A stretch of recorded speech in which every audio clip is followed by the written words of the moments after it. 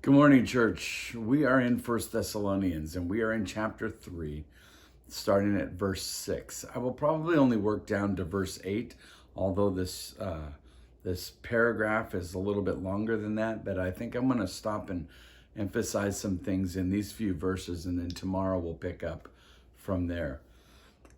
But now that Timothy has come to us from you and has brought us the good news of your faith and love, and reported that you always remember us kindly and long to see us as we long to see you. For this reason, brothers, in all our distress and affliction, we have been comforted about you through your faith. For now we live if you are standing fast in the Lord. Now, Paul has been concerned about the Thessalonian church.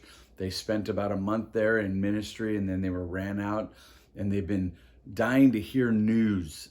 What happened to these believers? What happened to this church that we planted? And when they could take it no more, they sent Timothy back. And Timothy came back to them with this news. When Timothy came back, he brought the good news of your faith and love, and reported that you always remember us kindly. Now, if you remember, Paul said in chapter 1 that he's remembering their work of faith, labor of love, and steadfastness of hope in the Lord. This is the report that Timothy brought back to them. And Paul hears this report, and he says, for this reason, brothers, in all our distress and affliction, we are comforted about you through your faith. Although we've been afflicted when we were run out, although we've been followed by these same people that have been accusing us, we are comforted because of your faith. We keep strong. We are established because you are established. Listen to what he says. For now we live if you are standing in the Lord. Paul was an apostle. Paul was a man who said, it's Christ alone, and I stand for Christ. Although nobody else will stand with me, I'll stand for Christ and die for him. And yet, this man that had such faith to stand alone for Christ against everybody needed people. Look at this. This is amazing to me. He says, now we live. We can actually live now.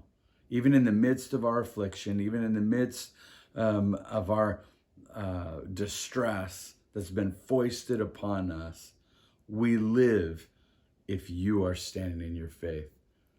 Our desire to serve the Lord and our ability to stand in the Lord because of him, and even though everybody deserts us, we still come alive, though, when we hear of the faith of other believers.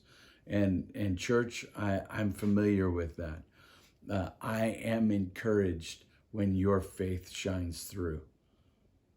When I hear of your faith and what you're doing in the world, I live. I have joy. I have energy. I have perseverance. I feel like I can take on the world when I hear of your faith in Christ. And so, church, encourage one another. In this time of pandemic, when we're isolated from one another, call one another, talk to one another, send emails to one another.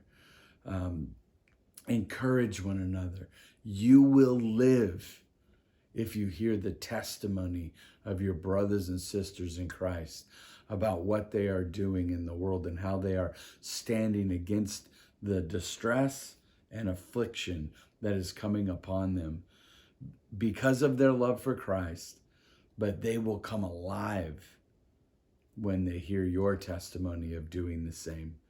And so, church, although Paul was this solitary apostle that we think of that would stand by himself if he had to, he didn't want to. He wanted the faith of the saints, and when he saw it, he took great encouragement by it. And church, trust me, you will feel the same. So reach out to each other and contact each other. Let each other know how you're doing. Have a great day, church, and I will talk to you soon.